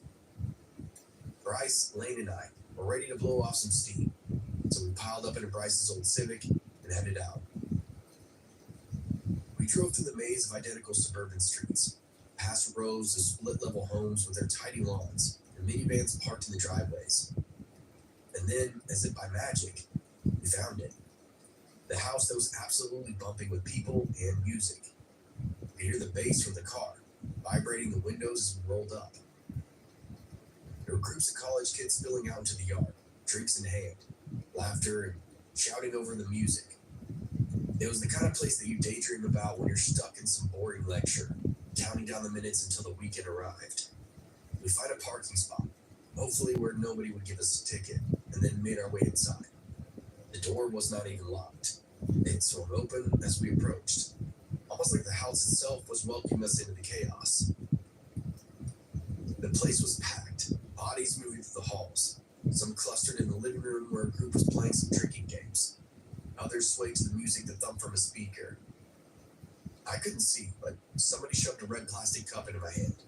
Didn't even have time to ask what it was. Beer, whiskey, rum, who cares? I was here to have a good time. We recognized a few familiar faces in the crowd, some of them classmates, a couple of people we'd seen at other parties, but mostly it was strangers. That's kind of how these things go. An eclectic mix of people just looking to cut loose and have a good time. I took a sip from my cup, the taste of cheap beer hitting my tongue as I followed Bryce and Lane deeper inside the party. They were already looking for trouble. Within minutes, they found themselves in the middle of a heated beer pong match, both of them going neck and neck with some other guys who clearly had been practicing. I stood on the sidelines, cheering them on and laughing every time Lane tried to distract the other team with some ridiculous dance move. It was all fun, the kind of carefree night I've been looking forward to all week. At some point, my cup ran dry, and I decided to make my way back to the keg for a refill. I pushed my way through the crowd, squeezed squeezing past people in various states of drunkenness, trying not to spill what little was left in my cup. And that's when it happened. She bumped into me. She was drunk, but not in the sloppy, I can't stand right way. No, she was just kind of loose. Her arms slipped around mine like we were old friends, like it was almost the most natural thing in the world. Her body pressed against mine as we half danced, half walked towards the keg, her laughter ringing my ears. I don't even know her name, but at the moment, it didn't really matter. I was caught up in it, abusing the haze of alcohol that buzzed through my system. We reached the keg, and I refilled my cup and then hers. We locked eyes, and before I knew what I was doing, we were doing one of those ridiculous beer chugging poses. Our arms intertwined as we tilted our cups back. The crowd around us, when there had been a crowd, started cheering, egging us on as we raced to finish. The beer was cold and bitter, but I didn't care. All I could focus on was the roar of people around us, the way her body moved with mine as we downed those last drops. And then as we both finished and slammed our cups down in victory, she kissed me. It wasn't a shy peck either. It was a full-on right on the mouth, as if we'd known each other forever. I wasn't shocked. It was a party after all. These things happen. I kissed her, just for a second, and then flash. Even through my closed eyes, I saw a burst of light, and when I opened them, I saw the crowd had formed a circle around us, cheering us on. Half of them had their phones out, recording the moment, capturing it forever in these grainy pixels and shaky frames. She pulled away giggling, and before I could say anything, she vanished into the crowd, lost in a sea of faces. I stood there, blinking in the harsh light of all those phones, feeling dazed. But it was fine. It was all just part of the night. I finished my drink and shrugged it off, made my way back to Bryson Lane. They'd lost their game by 1 cup and were already setting up for another. I told them about the girl, about the kiss. They both laughed, clapping me on the back like I'd won some kind of prize. The rest of the night just blurred together. More drinks, more games, more faces that I didn't know. By midnight, I was ready to call it quits. I still had to work the next day after all. The last thing I needed was to be hungover at the theater. Bryce and Lane were in the same boat, so we downed one more beer and then all headed out. I don't really remember too much of the drive back. Just the hum of the car engine and the dull throb of a growing headache. Bryce dropped me off at my dorm, and I let myself in, collapsing onto my bed without even bothering to change out of my clothes. I was out within minutes. The next morning, I woke up to the sound of my phone buzzing. Groggy, I rolled over and grabbed it, squinting at the bright screen. There was a Snapchat notification. Somebody had added me. Spring Rose 19. I frowned, trying to remember if I'd given anybody my username the night before. Then it hit me. The girl, the one for the party. She must have asked around, got my name from somebody there. That wasn't weird, right? People did that all the time. I shrugged it off and opened up my message. Had fun last night? It read. I smiled, still half asleep, and typed back. Yeah, I did. I hope you did too. I tossed my phone aside and got ready for work, pulling on my uniform for the theater. It wasn't until I was brushing my teeth again that I heard that buzz. Another message. I checked it. This time a photo. It was a picture of us at the keg, locked in with that stupid beer chugging pose, right before the kiss. It didn't give me much thought. People took pictures all the time at parties. Somebody must have sent it to her. I sent a quick message back. Nice pic. What's your name, by the way? Rose, she replied. Rose. Of course it was. I finished getting ready and headed out, my phone buzzing periodically with new messages from Rose. As I drove to work, I found myself replying without really thinking. You seem to be pretty easy to talk to. Classes, my job. I told her that I was a student. I worked at the theater and I'd be there all day. By the time I clocked in, I felt like I knew her, or at least I felt comfortable enough that I didn't mind sharing little details about myself. It's funny how quickly you feel like you can connect to somebody through a screen. The day dragged on, the usual monotony of handing out popcorn and tearing tickets. It wasn't until around noon that things got kind of weird. I was working the concession stand, minding my own business, when a guy walked up to the counter. He was older, probably in his 30s, greasy hair, faded jacket that looked like he hadn't been washed in weeks. He didn't order anything, just stood there, staring. "Hey, can I help you?" I asked, forcing a smile. "You're," insert my name, "right?"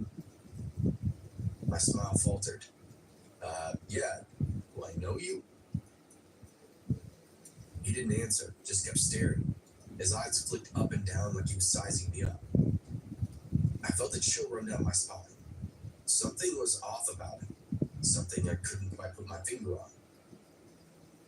You go to my college, right?" he asked. I nodded. "Yeah, do you?" He didn't answer again. Instead, he leaned closer, resting his hands on the counter. "How's Rose doing?" My blood turned to ice. What the hell did this guy know about her? I opened up my mouth to say something, but the words never came. This was all weird. Before I could react, he gave me this slow, unsettling smile and then walked away, disappeared into the crowd. I stood there for a moment, trying to process what had just happened. Maybe it was just some guy from the party, somebody who'd seen me with Rose. Maybe it's nothing. The way he said her name, the way he just looked at me.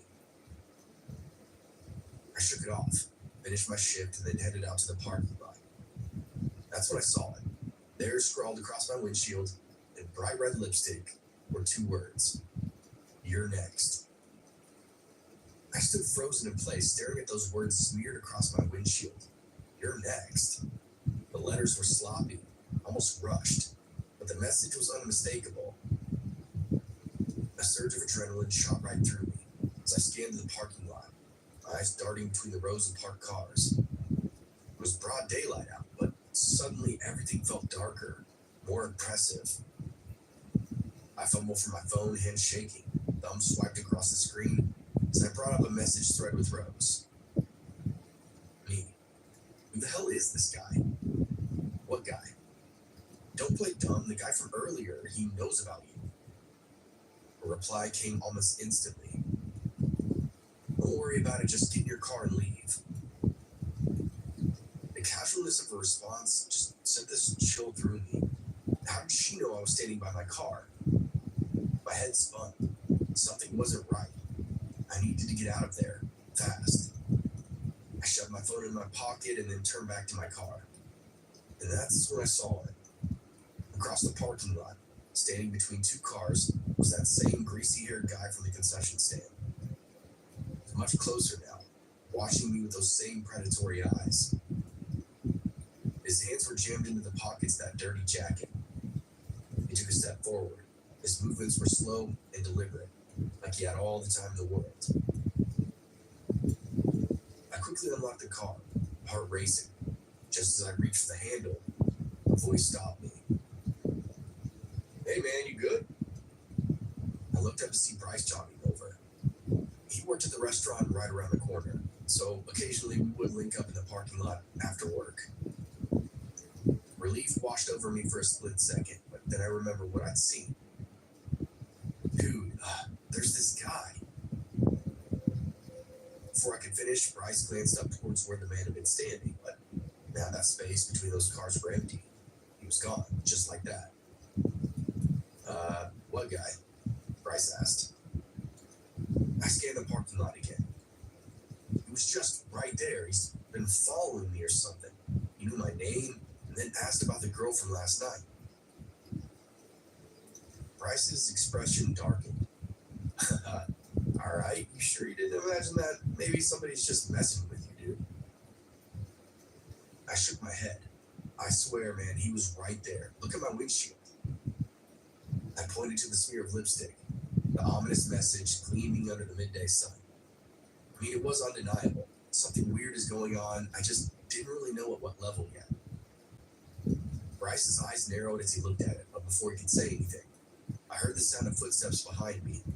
Heavy footsteps. I barely had time to turn around before something hit me hard. right in the back, sending me stumbling forward into Bryce. Pain exploded across my shoulders as I hit the ground, scraping my hands on already rough asphalt. Bryce shouted, but it was far too late. Whatever was about to happen was already in motion. That greasy-haired guy was on me, his breath hot and sour as he grabbed me by the collar of my shirt and yanked me back to my feet. My vision blurred as he slammed me into the back of the car, the impact knocking the wind out of me. Before I could react, he punched me in the nose and I lost my vision.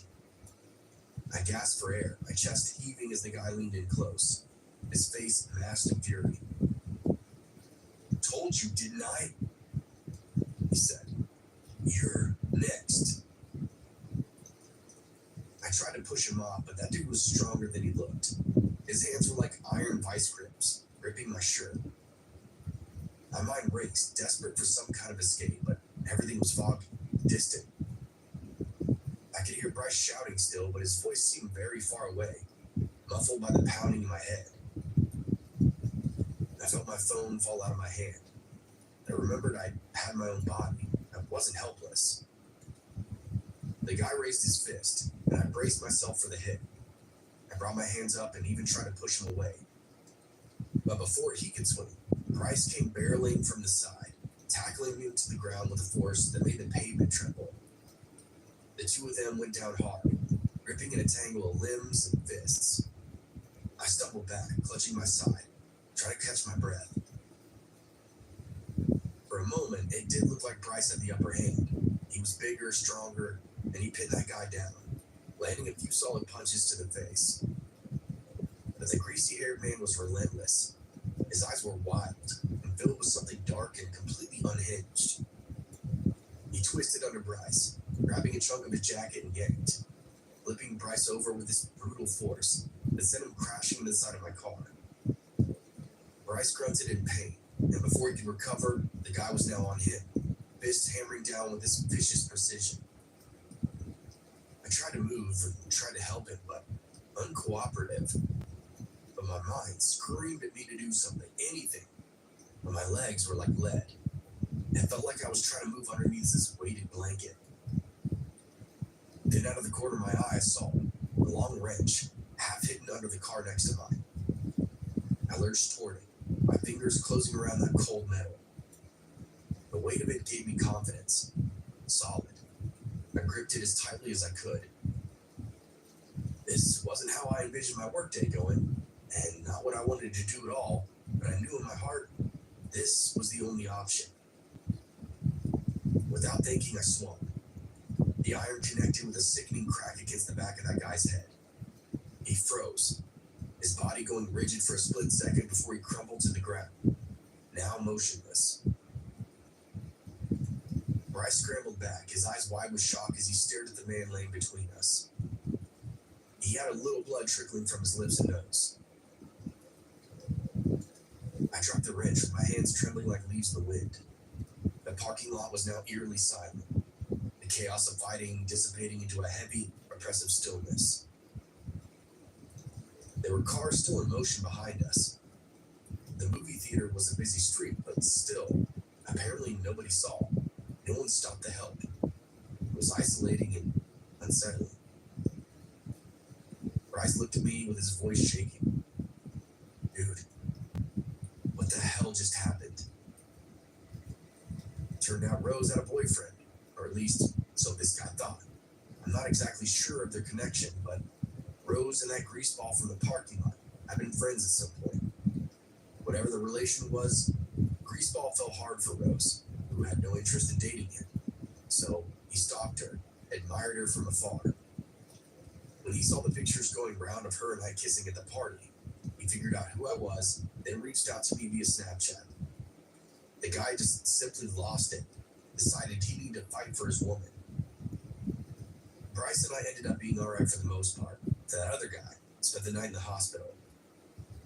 Fortunately for me, there wasn't any charges to press. It was essentially his word against ours, as all the phone evidence had been auto-deleted via Snapchat. The police gave me an order of protection. He told the greaseball to keep his distance from me, Bryce, and Rose. And that was that. I took an extended, serious break from all social media, scrubbed all my contacts to make sure everybody was real, and slowly and surely took control of my life again. The lamest part, I never even saw Rose again. Never even heard from her. Not even once.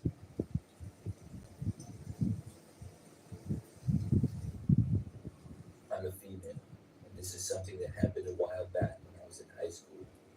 It was almost 10 years ago, and this was pretty early on into the school year. So randomly one day, I saw that I got added by somebody new on Snapchat. I looked, and it was a guy named Michael something, but I didn't recognize his last name at all. So I did not add him back, and I deleted him. Just a few days later, I got added on Snapchat by him again, and once more, I deleted him. However, probably just a few days. We might be back, Jack. There we go. Just right and verified. Oh, holy crap. Let's go.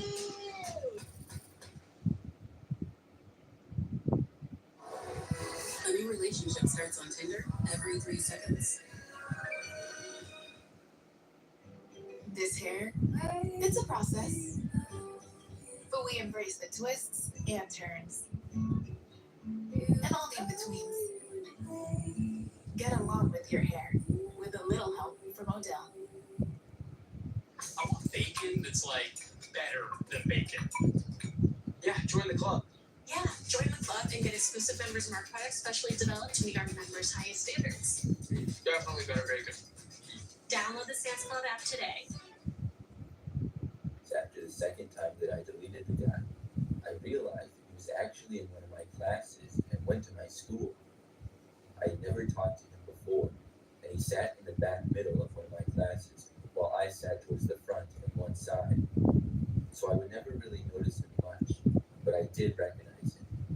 He was a new student in the school, and prior to that class, I had never seen him before. Well, he added me again for a third time. This time, I decided to add him back, just because I knew that he went to my school now and that he was new. I still did not know anything about him other than that. I was surprised though that he kept adding me, even after I would not add him back. Well, finally adding him was something that I would quickly regret. I think it was the very next day, early on in the school day, and he sent me a picture of himself. It was just a basic selfie pretty much with no words.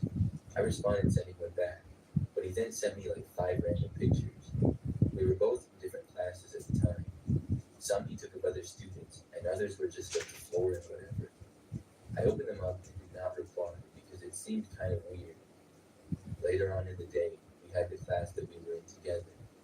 This teacher did not like it when students would be on their phone during class, so I did not go on my phone at all during the class until the very end when we were done and all waiting for the bell to ring. When I did, I saw that there were tons of notifications on Snapchat from this Michael guy. I looked, and he literally sent me at least 20 pictures. I opened them all, quickly going from one to the next. They were all pictures of me that he took from where he was sitting. I found this pretty creepy. After opening them all and not responding, I decided to confront him in person. The bell rang at that point, but I caught up to him outside the classroom in the hallway. I asked him why he had taken so many pictures of me in class. He just stood there not saying anything. I told him I thought it was really weird, and I was going to tell him not to do it again, but before I could, he just turned and ran away. It was very strange. Michael was now seeming like sort of a creep to me, and I decided to delete him on Snapchat. So I did. A few days went by, and I saw him in class, but didn't talk to him or anything. Then he added me on Snapchat again for a 4th time. This time, I blocked him. I really wanted nothing to do with the guy. Well, that very same day, I left school when it was over. I drove to and from school and had a car during this time. I remember that I left school, and when I was on my way home, I noticed that Michael was driving behind me. I had never noticed this before and was immediately suspicious.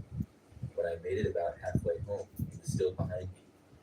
I didn't think that he lived near me, and I figured that based on his previous behavior, he was possibly following me. When I had made it almost all the way home, he was still there, and after making it less than a mile from my house, I did not want to go any further, so I pulled over to the side of the street.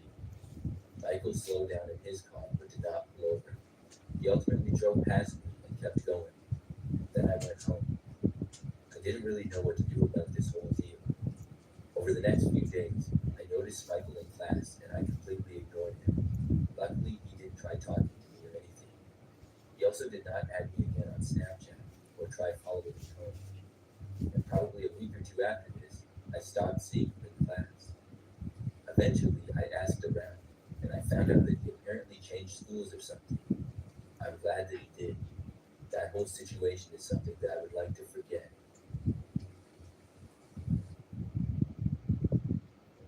The following story occurred in the summer of 2005. I lived in Athens, Georgia, and attended the University of Georgia.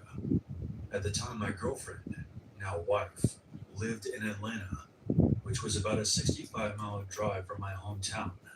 The highway which takes you to Atlanta from Athens is a 2-lane highway called 316. This is important information for the story. It was a Sunday evening. I had spent the weekend in Atlanta and was now driving back to Athens. In the summer, there are very few cars on the road on Sunday evenings, as many of the students go home for the summer.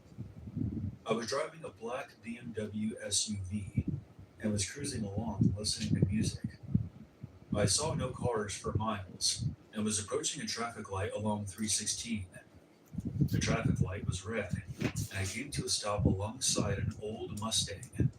It looked like one of those models from the 1980s, was black in color with a rag top. The windows of the vehicle were tinted. I didn't really give the car a second thought. I just sat there and waited for the light to turn green. When it did, the Mustang suddenly sped off with the squeal of the tires.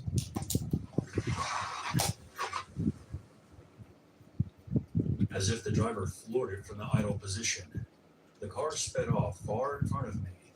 I was a bit surprised, but I just thought, yeah, another redneck. Who cares? The Mustang was soon out of sight and out of mind. I continue driving along, and I'm back in chill mode again, when suddenly, a car with its high beams on appears directly behind me. What the hell? I quickly realized it was the same Mustang from before. They had been waiting alongside the highway for me. I nervously looked down to make sure my phone was still charging, just in case I needed it. It was. The Mustang switches lanes and flies up beside me, keeping pace for a few seconds. The driver then swerves in front of me, then suddenly brakes, bringing the car to a halt. I swerve into the other lane. The Mustang quickly speeds up beside me and starts swerving, trying to knock me off the road. They charge ahead again and try the same braking maneuver once more. At this point, I am freaking out. Now, I'm a 6'3", 220-pound male who works out all the time. I don't easily get scared. But in this situation, size did not matter. I note the license plate on the car and grab my phone. But as I do, the Mustang is suddenly beside me again and begins swerving. I jerk my wheel to the side, and my phone goes flying out of my hands into the passenger side doorwell. Shit! The Mustang is then behind me, flashing its brights, right on my bumper, speeding up, slowing down, blaring its horn, swerving from side to side. They suddenly take off and are soon out of sight. I take the opportunity to collect myself and drive the remaining 10 minutes to the turnoff road to Athens. I make a quick decision to drive to the police station to file a report. I had the license plate number memorized and have been reciting it over and over again. As I turn off the road to Athens, bright headlights fill my rearview mirror again, and the Mustang is behind me. It speeds past me, turns down another road, and is gone. I arrive at the police station and give them the license plate number. It's a fairly small station, and I think there was only one officer working. He tells me that it's probably somebody mistaking me for somebody else. He runs the plate number and tells me the owner of those tags is deceased. Holy shit. Now I'm really freaked out. I finish filing the report and head home. The story doesn't end there. Later that night, when I was on the phone with my girlfriend, someone outside beats loudly on my garage door several times. Before I could get out to see who it was, I heard a squeal of tires. I never saw a car, but I called the cops immediately, and there has never been any kind of follow-up. I didn't sleep for several nights after that. I'm 21 years old. This happened to me shortly after I turned 18 and graduated high school. My family moved to a new house in Texas. My mother claimed that it was so we could get a fresh start, but I knew the truth. She was ashamed of all the trouble that my sister Jocelyn had gotten into in our hometown. Weeks later, after we settled into the new house, Jocelyn disappeared. My mother received a phone call from my sister's parole officer. Apparently they found her in Atlanta. And to make a long story short, Jocelyn wasn't thrilled about the move, so she ran away to a friend's house. Unfortunately, I couldn't fly back to Georgia with my mom, and I had no choice but to stay in Texas. The next morning after my mom left, I went for a jog around the new neighborhood to familiarize myself. It was when I stopped to catch my breath and change playlists on my phone that I felt a cold feeling creep up my spine. It was the unmistakable sensation that you get when you're being watched. I looked around. There was nothing out of the ordinary, but I knew that someone was watching me from somewhere close by. I decided to cut my walk short. As soon as I reached my house, I locked the doors and immediately ran upstairs to take a quick shower. While I was washing up, I heard a faint thud from downstairs. I quickly turned off the shower and listened. Another thud followed. I quickly threw on my clothes and ran downstairs to check things out, but there was nothing. The front and patio doors were locked, so I was left feeling a little confused. Trying my best to keep my composure, I was finally able to breathe when my mom called to check up on me. I didn't want my mom to be worried about me. She was already stressing out enough because of the situation with my sister, so I told her that I was fine and that I was going to order takeout and chill for the rest of the day. Later that night, around 10 p.m., I finished up my dinner while binge watching How to Get Away with Murder on Netflix and eventually fell asleep on the couch. I suddenly woke up a couple of hours later. It was around 1 a.m., and the room was freezing. The thermostat showed 42 degrees. That's when that dreadful feeling came back. I felt like a deer being eyeballed by an apex predator. Danger was close by. My stomach felt like I was doing somersaults. Something was very wrong, and that's when I noticed that my phone was missing. After a brief search on the couch, I couldn't find it. Annoyed, I decided to use a website called Text Now on my laptop. It's a free online service that I sometimes use to track my misplaced phone. Trembling, I typed in my number. Almost immediately, the ringtone abruptly stopped, and that's when I heard heavy breathing coming from the other end. I barely had enough time to respond when I heard a knocking on the glass of the patio doors. I grabbed an unscrewed bedpost from the closet before checking things out. When I looked out through the doors, my heart stopped. Holding my phone was a dark figure in a goat mask. Before I can make out any other details, the masked man slid my patio door open. At the speed of light, I burst through the front doors and headed for my neighbor's house across the street. There, I banged on the door until an older woman came to greet me. She immediately called the police after I explained everything to her. The cops arrived 10 minutes later, and after a thorough search of my house, they found no trace of the intruder. After that ordeal, there was no way I was staying in that house alone, so I asked the officers if I could accompany them to the station, to which they obliged. While I was at the station, one of the officers informed me that they had located my phone outside the house. However, since there were no fingerprints on it, added to the fact that I couldn't give a detailed description of the assailant, it was a dead end. There was one last unpleasant surprise when I unlocked my phone to call my mom.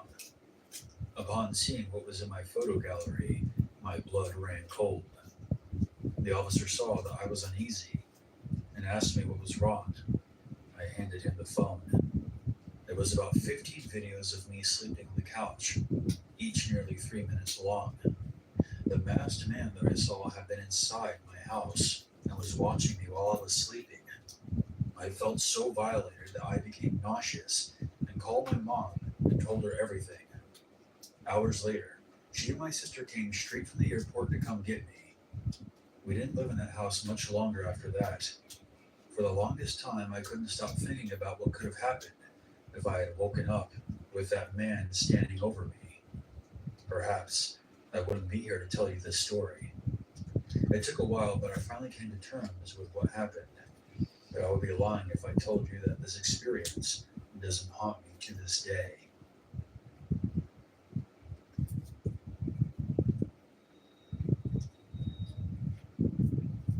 This story took place during my early childhood, so I'll share events that I can recall. It's mostly bits and pieces. There are some things that I can remember in great detail, and some that I can only vaguely recall. So I'll do my best to try to piece things together without getting off track. I have two sisters. I'm the middle child. They also remember a good majority of this as well. This happened back in mid-2003. I was 5 years old back then. My two sisters were about 4 and 7.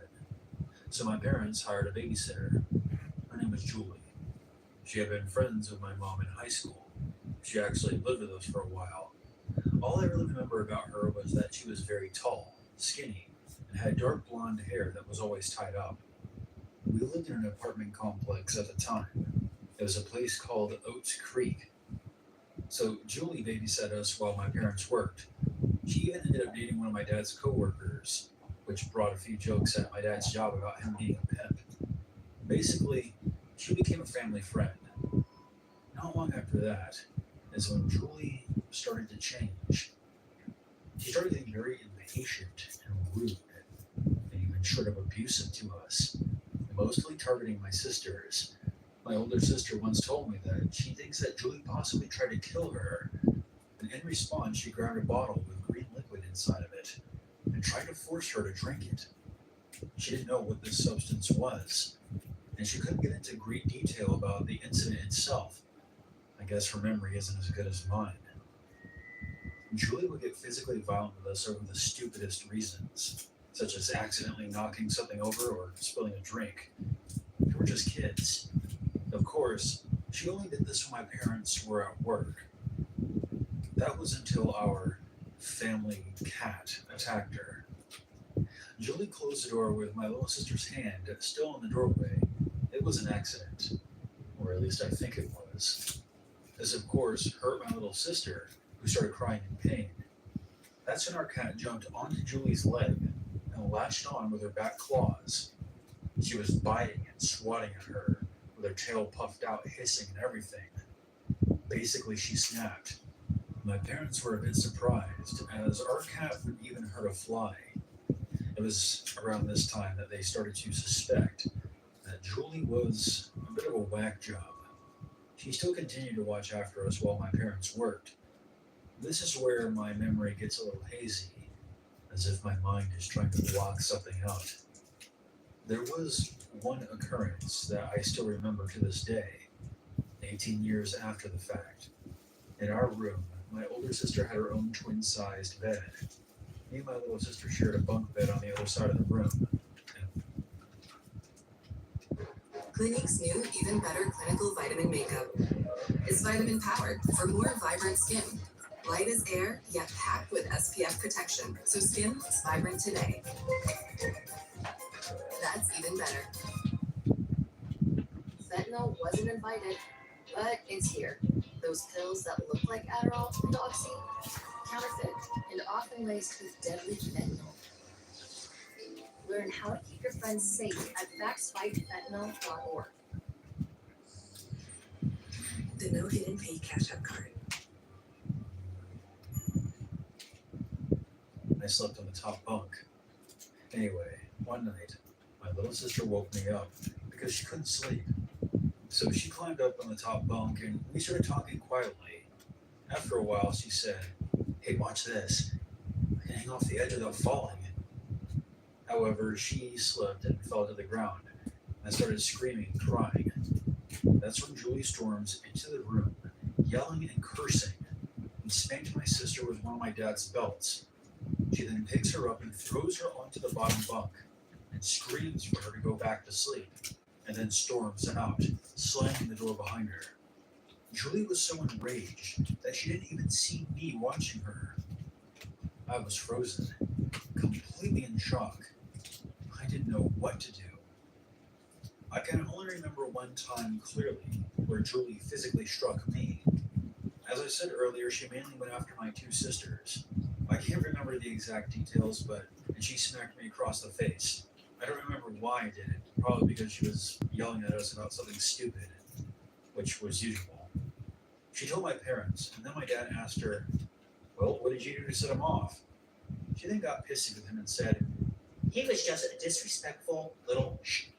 Eventually, not long after that, Julie went away for good, moved on elsewhere. When she was finally gone, that's when me and my sisters came clean to my parents about everything. Julie struck us several times and yelled at us constantly. My parents can't really remember most of these events, as their memories aren't that great either. But I'm pretty sure they felt absolutely terrible for us, having to go through all this. We never saw or heard from Julie again. I don't know if my parents ever confronted her about anything, but they definitely cut her out of our lives for good. They never contacted the police as there wasn't really any proof of abuse. Everything was all hearsay. Neither of my parents ever caught her actually doing anything. I wish they would have. I'm not sure why my sisters or myself never said anything sooner, like when Julie wasn't around. I'm pretty sure she made threats to us if we did, and perhaps we can't remember. Years later, we found out that Julie had been arrested and served time in jail. Unfortunately, we never found out the exact reason why. Sometimes we all still talk about these events, and I know that I'll remember this for the rest of my life. So yeah, that's my abusive babysitter story. Julie, burn in hell.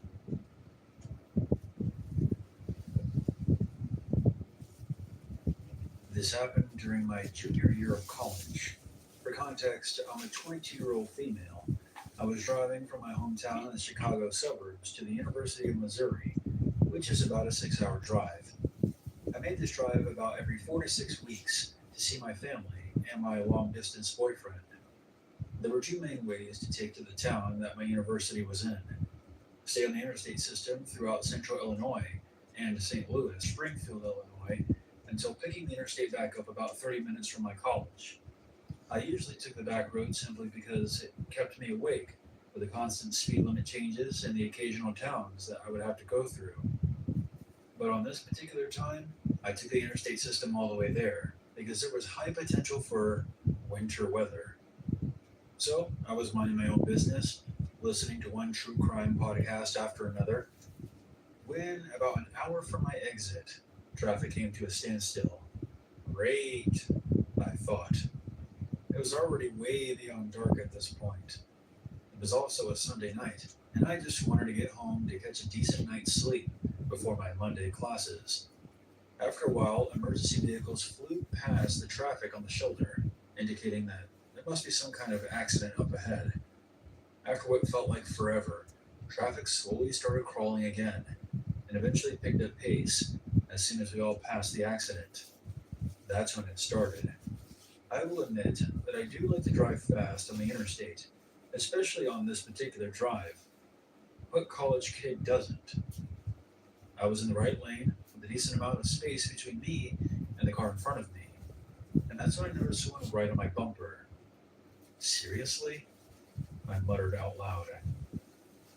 Traffic was no longer super heavy, and the person could easily pass me in the left lane. Suddenly the car began flashing their brights at me and honking. I was extremely confused. I turned off my podcast and kept a close eye in my rearview mirror. The person continued to flash their lights, half blinding me in the darkness, flooring into the left lane. I maneuvered around a few cars, attempting to get away from whatever issue this person had. Except they followed my every move. Now, being a female in my early 20s, I began to feel sick to my stomach. I listened to enough true crime and general horror stories to just be the right amount of paranoid. I had read on social media recently about girls from my school encountering sex traffickers in my town and along the interstate that runs through it. One of the town's papers had even ran a series of stories regarding multiple sex and human trafficking rings used around this interstate for capturing victims, because it basically runs the length of the entire country. I shook the disturbing thought out of my head and continued doing about 85 miles per hour in the right lane, unless I had to go around someone. The car continued to follow me, flashing its lights, barely letting themselves ever get more than a few cars behind. I finally took the exit to my university and looked back. The car was still behind me. It seemed as though that this person was trying to get me to pull over. Is there something wrong with my car that I just can't see? I wondered silently. There was no way in hell I would be pulling over on the side of an interstate in the middle of a dark, rainy night. It's exactly how urban legends or teenage slasher movies start out. At this point, I had no idea what to do. Looking back, I really should have drove straight to the local police station, but I was too flustered and scared to even think straight. I tried to think back on the last hour or so of my drive. Had I cut anyone off? I don't think so. I'm a relatively good driver, and I tend to mind my own business on the road, not engaging in any road rage or anything stupid like that. So I stupidly began driving to my apartment. The car continued to follow, still flashing their lights every so often, but no longer honking. They continued to stay glued to my bumper, and that's when I started to panic. What if they followed me all the way home? The hell should I do? Call the police and send them on some wild goose chase to look for me in this car while I'm driving around town? As I approached another small exit off of a local highway onto a smaller street that ran past campus and toward my apartment, I had an idea. As I got closer to my exit, I did not get in the far right lane to turn off. At the very last second, I jerked the wheel and careened across the gravel shoulder so close to the grass that I barely missed driving off the road. As I gunned down the exit ramp, I glanced up at the overpass. The car had come to a screeching halt and was honking its horn manically. I broke down in tears for the rest of the way home, calling my boyfriend and explaining what had just happened. I never got a good enough look at the car to get a license plate number, or even really a good description of the vehicle, so I never reported the incident to the police. I have no idea what exactly was happening that night. My best guess is that whoever this person was, they saw me when traffic was stopped on the interstate, waiting for the emergency vehicles to clear the scene. It's very clear from the stickers that I have on my car, one being my university's name, and one that says Dog Mom, that it was likely that I was a college-aged female. All this person had to do was end up next to me to see that I was a female driving alone on the interstate in the middle of the night and have just the wrong intentions. When I was in high school, I lived in a very small town in Texas. It was the kind of place where everyone was either related to each other or hated each other. I had no family there, so yeah. I did have a pretty blonde girlfriend, and was pretty hated for that too. Nothing major, just some petty harassment and occasional fighting. But at the time, things had been escalating. So that's why on Valentine's Day, my girlfriend and I decided to skip the school dance and just stay in and watch a movie at her house while her parents went out. It was just better to avoid any kind of trouble. We borrowed her dad's car, a little Honda hatchback, and went into town. We stopped at the video store, and afterwards we went to Dairy Queen and headed back to her house. Now, she lived in the boonies. It was out in the middle of the forest, along a lonely road with no streetlights. We were chatting and eating our blizzards when all of a sudden a car comes up behind us. No big deal. It became a big deal when the headlights flooded at the interior of our car, and I saw a pair of hands on the back seat and the top of someone's head peering up from the hatchback. The lights had illuminated somebody hiding in the back of our car. As soon as the lights hit, the head and hands retreated back down. A solid chill ran through the entire length of my body. I slowly reached down and pulled out my pocket knife.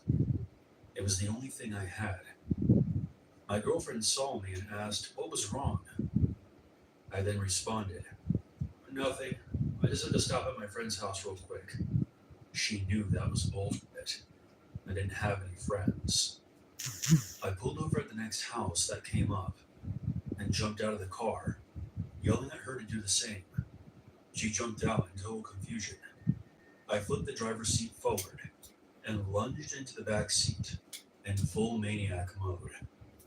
The intruder popped up like a jack-in-a-box with empty hands waving. Hey, relax. What are y'all up to tonight?" It was some weird kid from our high school who we had never spoken to before, ever. "What in the holy are you doing in our car?